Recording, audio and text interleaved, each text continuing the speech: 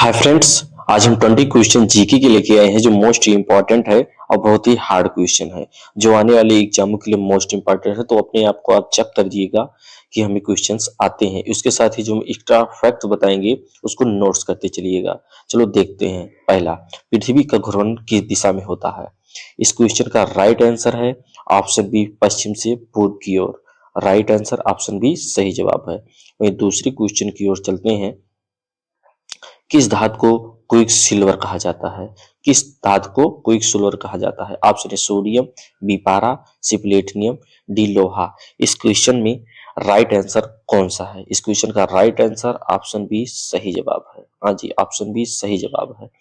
Sodium की बात करें, यन्ने, इसे यन्ने से रिलेट करते हैं। ये बहुत ही हल्की धातु होती है। इसको चाकू से काटा जा सकता है और ये केरोसिन आयल में रखा जाता है। सोडियम को जो है केरोसिन आयल में रखा जाता है। यह ग्रुप ए की धातु है। ये सारे फैक्ट आप लोग नोट करते चलिएगा। वहीं Hg यानी पारा जो इस क्वेश्चन का राइट आंसर है। पारा की बात करें, सामान्य ताप पर भी ये द्रव रहता है। सामान्य ताप पर पारा जो है द्रव रहता है। ये भारी होता है। पारा जो है भारी होता है। इसका उपयोग कहाँ होता है? थर्मामीटर और बैरोमीटर में पारा का उपयोग होता है। ऐसे क्विक सिल्वर जो क्वेश्चन में पूछा गया है, क्विक सिल्वर के नाम से भी जाना जाता है। अच्छा, पारा से क्वेश्चन पूछा जाता है किस पर ये असर डालती है? पारा जो है त्वचा और तंत्रिका तंत्र पर असर डालती है। ये सारे फैक्ट आप लोग नोट करते चलिएगा। प्लेटिनम की बात करें, प्लेटिनम चांदी के रंग की तरह होती है। किसकी तरह होती है? चांदी के रंग की तरह होती है और ये ज्वेलरी बनाने के लिए प्रयोग किया जाता है और प्रयोगशाला में प्रयोग किया जाता है। लोहा, इसे यफी से रिलेट करते हैं। यफी से इसे रिलेट करते हैं। शरीर में हीमोग्लोबिन के रूप में लोहा प्राप्त कर होता है। अच्छा, लोहे की कमी से कौन सा रोग होता है? एनीमिया रोग होता है। ये सारे फैक्ट्स आप लोग नोट करते चलिएगा। और अच्छा लग रहा हो हमारी वीडियो और हमारी कंटेंट तो आप चैनल को सब्सक्राइब जरूर कीजिएगा। चलो अगले क्वेश्चन की ओर देखते हैं दोस्तों। रक्त का थक्का जमना किस विटामिन से संबंधित है? रक्त का थक्का जमना किस विटामिन से संबंधित? ऑप्शन है vitamin A, B vitamin C, या विटामिन के, या विटामिन डी। इस क्वेश्चन का राइट आंसर आप लोग देखिएगा। तो इस क्वेश्चन का right answer option C vitamin K सही जवाब है। हाँ जी दोस्तों, विटामिन सी सही जवाब है। अच्छा, विटामिन ए के बारे में जानते हैं। विटामिन ए को रेटिनॉल के नाम से जानते हैं। आंखों की रोशनी बनाए रखता है विटामिन ए। इसके रोग से कौन सा रोग होता है? इसकी कमी से रतौंधी रोग होता है। गाजर और पालक, विटामिन ए का गाजर और पालक मुख्य स्रोत कहा गया है।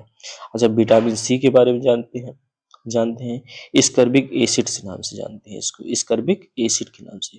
विटामिन सी जो है घाव भरता है। कहीं चोट लग जाता है तो ये घाव भरता है और इसको मसूड़े से खून निकलने लगता है। अच्छा, इसका मुख्य स्रोत क्या होता है?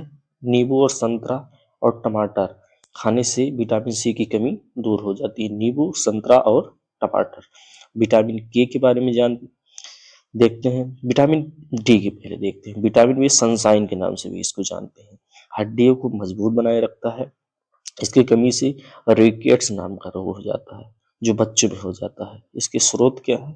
सूरज की धूप, अंडा और मछली। ये सारे फैक्ट आप लोग याद रखिएगा और क्वेश्चन को देखते रहिए। चलो आगे देखते हैं दोस्तों। ब्लैक होल शब्द किसने दिया था? ब्लैक होल शब्द जो है किसने दिया था? इस क्वेश्चन का राइट आंसर ऑप्शन डी सही जवाब, जॉन व्हीलर। किसने? जॉन व्हीलर ने। वहीं आगे देखते हैं चौथा क्वेश्चन। भारत में धन का समय मूल्य किस सिद्धांत पर आधारित है? इस क्वेश्चन का राइट आंसर ऑप्शन डी सही जवाब है, मुद्रास्फीति। मुद्रास्फीति राइट आंसर है, ऑप्शन डी सही जवाब है। वहीं पांचवा, नियति का निर्णायक क्षण किसे कहा गया था? नियति का निर्णायक क्षण किसे कहा जाता है?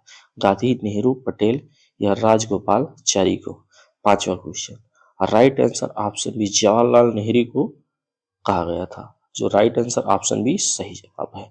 आप लोग चेक करते चलिएगा कि आपका कौन सा क्वेश्चन आता है, कौन सा क्वेश्चन नहीं आता। भारतीय संविधान की प्रस्तावना में लोकतांत्रिक शब्द क्या दर्शाता है? भारतीय संविधान की प्रस्तावना में लोकतांत्रिक शब्द क्या दर्शाता है?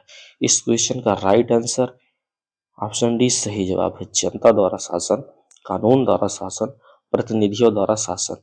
सारे जो है प्रस्तावना के लोकतांत्रिक शब्द को दर्शाता है। ए बी सी सारे क्वेश्चन सही है, तो ऑप्शन डी सही जवाब हो जाएगा। नेक्स्ट क्वेश्चन देखते हैं 8वें क्वेश्चन की ओर। मानव शरीर में आरसीबी का जीवन काल कितना होता है? इस क्वेश्चन का राइट आंसर ऑप्शन सी 120 दिन होता है, तो ऑप्शन सी सही जवाब है। इन 9वें क्वेश्चन की ओर चलते हैं।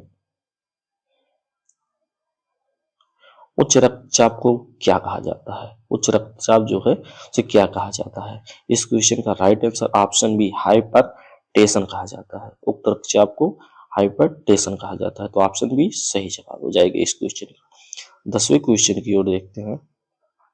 दिल्ली सल्तनत में बंदरगाह-ए दरबार क्या थे? बंदरगाह-ए दरबार क्या थे? इस क्वेश्चन का राइट आंसर इसे गुलाम के नाम से जानते थे। बंदरगाह-ए दरबार जो होते थे ये गुलाम होते थे, तो ऑप्शन बी सही जवाब है। वहीं 11वें क्वेश्चन की ओर चलते हैं। प्रकाश का वेग पहली बार किसने नापा था? प्रकाश का वेग जो है पहली बार किसने नापा था? न्यूटन ने, ब्रैडली ने, फिजो ने या रोमर ने?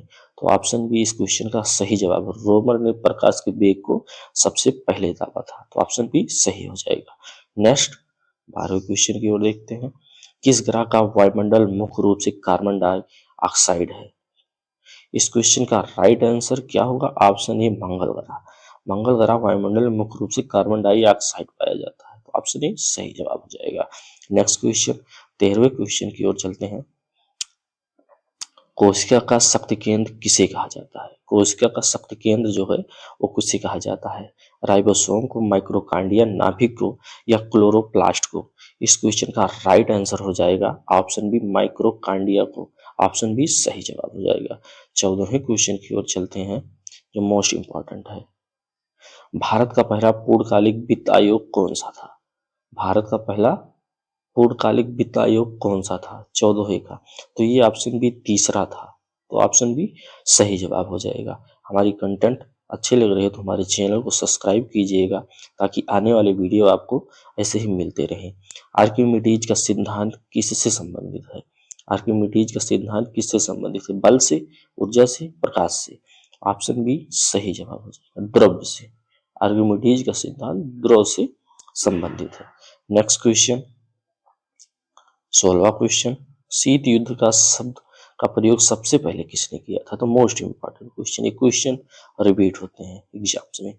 शीत युद्ध का शब्द का प्रयोग सबसे पहले किसने किया था? जॉर्ज ऑरवेल ने, बर्नार्ड शॉ ने, विंस्टन चर्चिल ने या हेनरी लुस ने? तो इस क्वेश्चन का राइट आंसर ऑप्शन ए सही हो जाएगा। जॉर्ज ऑरवेल ने शीत युद्ध का सबसे पहले प्रयोग किया था, तो हिस्ट्री का ऑप्शन ए सही जवाब हो जाएगा। नेक्स्ट 17वें क्वेश्चन की ओर चलते हैं।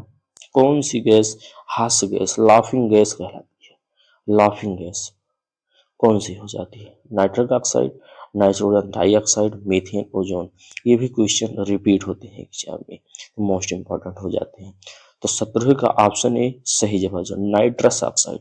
नाइट्रोजन डाइऑक्साइड में कंफ्यूज है, तो नाइट्रस ऑक्साइड इस क्वेश्चन का राइट आंसर ऑप्शन ए सही जवाब हो जाएगा। नेक्स्ट क्वेश्चन 18वें क्वेश्चन की ओर चलते हैं।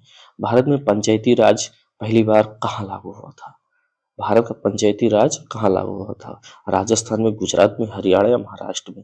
क्वेश्चन का राइट आंसर ऑप्शन ए सही जवाब हो जाएगा। राजस्थान में सबसे पहले पंचायती राज लागू हुआ था, तो ऑप्शन ए सही जवाब हो जाएगा। 19वीं की ओर चलते हैं। बिहार का दादा साहब फाल्के पुरस्कार किस क्षेत्र में दिया जाता है? बिहार में दादा साहब फाल्के पुरस्कार किस क्षेत्र में दिया जाता है? 19वीं का राइट आंसर कौन सा है? खेल, सिनेमा, साहित्य या पत्रकारिता? तो ऑप्शन बी सिनेमा। सिनेमा का क्षेत्र में बिहार में दादा साहब फाल्के पुरस्कार दिया जाता है, ऑप्शन बी सही जवाब हो जाएगा। नेक्स्ट क्वेश्चन 20वें क्वेश्चन और अंतिम क्वेश्चन की ओर चलते हैं। भारतीय संविधान की किस अनुसूची में भाषाओं का उल्लेख किया गया है? भारतीय संविधान में किस अनुसूची में भाषाओं का उल्लेख किया जाता है? 6वीं में, 8वीं में, 9वीं में या 10वीं में? तो इस क्वेश्चन का राइट आंसर ऑप्शन बी हो जाएगा। 8वीं अनुसूची में संविधान में भाषा का उल्लेख किया गया है।